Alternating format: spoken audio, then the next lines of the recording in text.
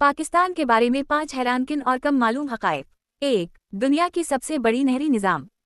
पाकिस्तान में दुनिया का सबसे बड़ा नहरी निज़ाम मौजूद है, जो 1.6 मिलियन किलोमीटर पर मुहित है और लाखों एकड़ ज़मीन को सैराब करता है। 2. सबसे ऊंचा एटीएम। दुनिया में सबसे ऊंचा एटीएम पाकिस्तान के खुंजराब पास पर नस्ब है, जो सतह समंदर से 4,693 मीटर 15,397 फीट की बुलंदी पर है। 3. दुनिया का सबसे कम उम्र तरीन सिविल जज। मोहम्मद इलियास पाकिस्तान के वो होनहार नौजवान हैं जो सिर्फ 20 साल की उम्र में दुनिया के सबसे कम उम्र तरीन सिविल जज बने। 4. कदीम तरीन शहर हरप्पा और मोहनजोदारो।